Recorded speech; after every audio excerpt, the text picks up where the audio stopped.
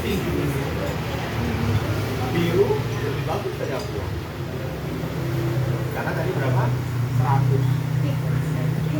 Terus air isi ulang ternyata cuma 75. Birunya isi ulang. Nah, tapi di antara semua itu yang paling bagus ternyata Kowe. Bukannya kita kecap nomor 1 bukan ya, tapi faktanya ternyata cuma 3. Nah, kita cek aja. Hasilnya itu sampai buihnya itu sampai 100. Padahal Kowe dimanapun selama ini saya cek pasti akan bening, bersih.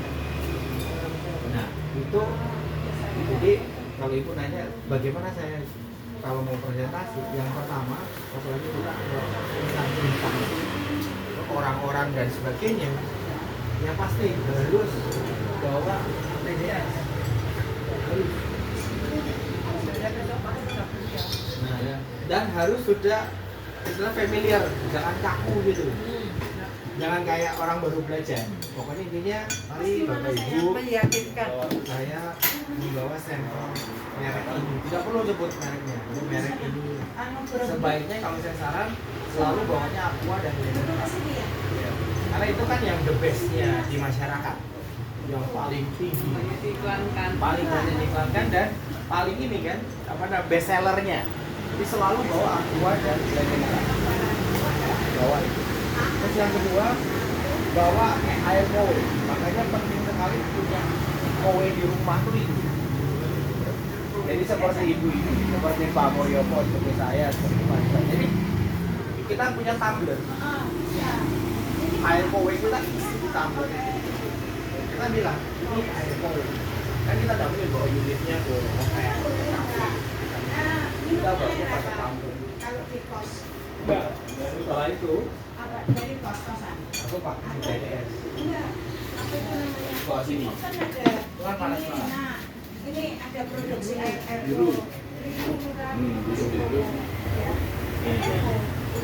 Sehat. Oh, ibu aja umurnya 80 sehat. Ibu semua. Nah, sekarang kita lihat yang Kowe sama Aqua. Ngeri. Kelihatannya besok saya saran toh electrolyzernya pinjam punya Pak Mulyopo.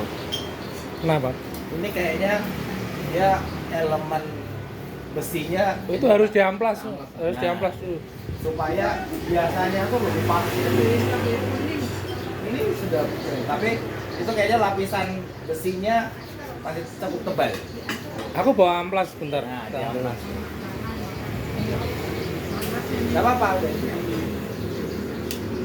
Kita lihat dan panas. Ini lebih panas daripada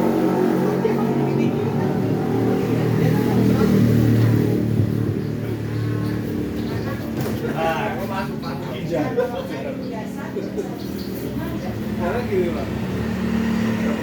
Nah, Pak ya, sekarang kita dalami. Yang semua orang itu kan pasti punya keyakinan sendiri. Maaf, Ya, saya harus Kita beli istilahnya kita join. Karena kita itu adalah IBM-nya, IBS sama elektroniknya itu. Ya kan? Nah, tapi kan ada satu juga yang pedomannya adalah pH.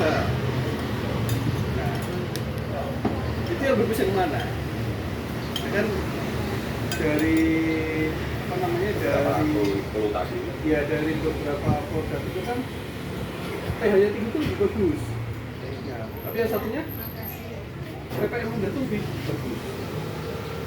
Nah, itu ya kita kan otomatis ini udah perbandingan apple to apple ya, berarti ya sama-sama selain jualan alat pemurni airnya. Nah, yang bagus itu yang pH-nya tinggi atau yang ppm-nya rendah. Saya tuh orang ilmiah. Sayurnya Ya kita semua ini orang ilmiah. Satu orang berpendidikan, S1 semua minimal. Jadi kalau sudah berbicara tentang sesuatu yang ilmiah, bahasanya harus ilmiah. Dasarnya harus ilmiah. Jangan asal bunyi menurut pengalaman. Sekarang kita masuk lewat pengertian, definisi. Definisi ppm itu per part million adalah satuan dari parameter yang namanya TDS, total dissolved volume.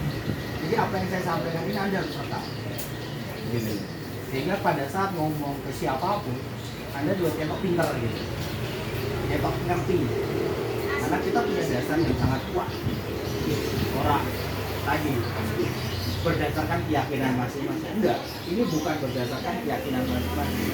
Ini benar-benar berdasarkan ilmu pengetahuan ilmiah. Jadi universal. Nah, TDS itu total dissolved volume. Apa itu pengertian total dissolved volume? Pengertian total dissolved volume itu beda dengan pengertian pH. Jadi kalau pertanyaannya mana lebih bagus, pH tinggi atau TDS rendah? Ini pertanyaan yang salah. Pertanyaan yang benar adalah mana lebih bagus, pH tinggi atau pH rendah? Itu pertanyaan yang benar. Mana lebih bagus, TDS tinggi atau TDS rendah? Itu pertanyaan yang benar. Lalu mana yang paling penting? Itu baru pertanyaan yang benar. pH atau TDS? Dua-duanya. Nah, itu. Jadi kalau kita mau apalagi tadi berhadapan dengan manajer hotel, kepala bagian pengadaan kafe, kita ya harus, orang itu sebenarnya bukan membeli kualitas produk, mereka lihat tim ini pantas dipercaya. Nah kita punya branding bisnis. Sekarang saya jabarkan TDS. TDS itu total dissolved volume, artinya jumlah kandungan zat padat yang ada di dalam air. Jadi air ini udah selesai itu. Air ini semua itu apa namanya benih.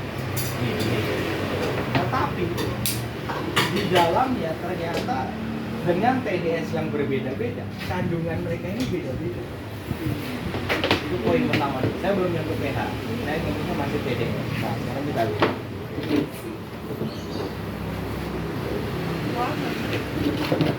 Dengan air yang bening seperti ini, ya airnya bening, tapi dengan TDS yang beda-beda, ternyata hasilnya beda-beda.